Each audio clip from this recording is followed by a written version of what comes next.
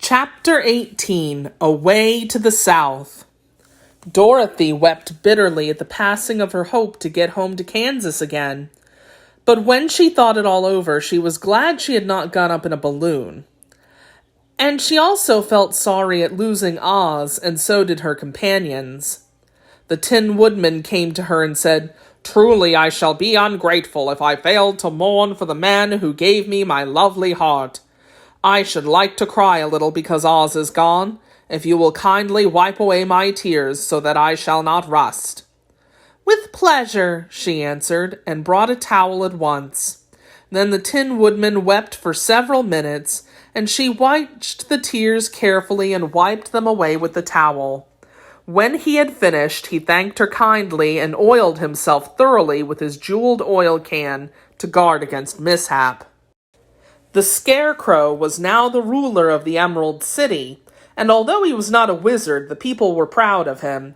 For, they said, there is not another city in all the world that is ruled by a stuffed man.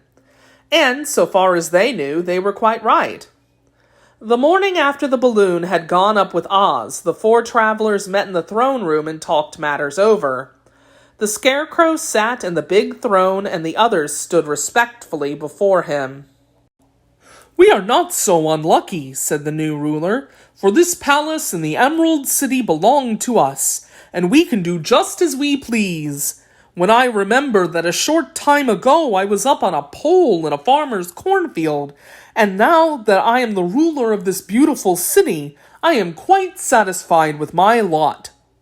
"I also," said the Tin Woodman, "am well pleased with my new heart, and really that was the only thing I wished in all the world."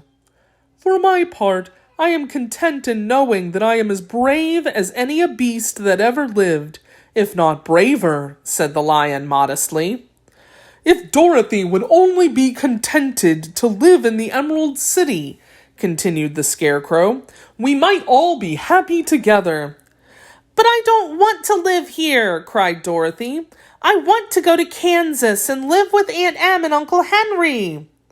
"Well then, what can be done?" inquired the Woodman. The Scarecrow decided to think, and he thought so hard that the pins and needles began to stick out of his brains. Finally he said, "Why not call the Winged Monkeys and ask them to carry you over the desert?" "I never thought of that," said Dorothy joyfully. "It's just the thing. I'll go at once for the golden cap."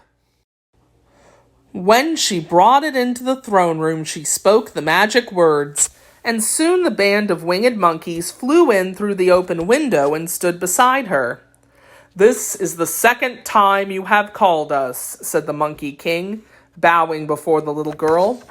"What do you wish?" "I want you to fly with me to Kansas," said Dorothy. But the Monkey King shook his head. "That cannot be done," he said. "We belong to this country alone and cannot leave it. There has never been a winged monkey in Kansas yet, and I suppose there never will be, for we do not belong there. We shall be glad to serve you in any way in our power, but we cannot cross the desert. Goodbye."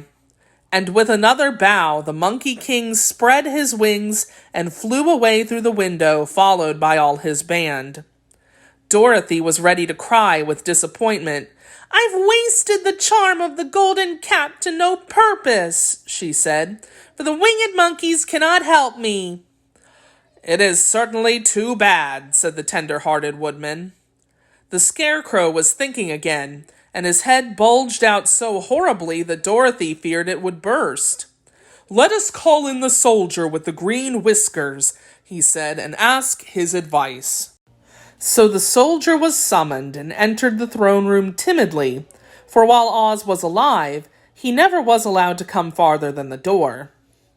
"This little girl," said the Scarecrow to the soldier, "wishes to cross the desert. How can she do so?" "I cannot tell," answered the soldier, "for nobody has ever crossed the desert unless it is Oz himself." "Is there no one who can help me?" asked Dorothy earnestly. "Glinda might," he suggested. "Who is Glinda?" inquired the Scarecrow. "The Witch of the South," She is the most powerful of all the witches, and rules over the quadlings. Besides, her castle stands at the edge of the desert, so she may know a way to cross it." "Glinda is a good witch, isn't she?" asked the child. "The quadlings think she is good," said the soldier, "and she is kind to everyone. I have heard that Glinda is a beautiful woman, who knows how to keep young in spite of the many years she has lived." "How can I get to her castle?" asked Dorothy. "The road is straight to the south," he answered, "but it is said to be full of dangers to travelers. There are wild beasts in the woods, and a race of odd men who do not like strangers to cross their country. For this reason, none of the quadlings ever come to the Emerald City." The soldier then left them, and the Scarecrow said, "It seems, in spite of dangers, that the best thing Dorothy can do is to travel to the land of the South and ask Glinda to help her. For of course if Dorothy stays here, she will never get back to Kansas." "You must have been thinking again," remarked the Tin Woodman. "I have," said the Scarecrow. "I shall go with Dorothy," declared the Lion, "for I am tired of your city and long for the woods and the country again. I am really a wild beast, you know. Besides, Dorothy will need someone to protect her." "That is true," agreed the Woodman. "My axe may be of service to her, so I also will go with her to the land of the South." "When shall we start?" asked the Scarecrow. "Are you going?" they asked in surprise. "Certainly. If it wasn't for Dorothy, I should never have had brains. She lifted me from the pole in the cornfield and brought me to the Emerald City. So my good luck is all due to her, and I shall never leave her until she starts back to Kansas for good and all."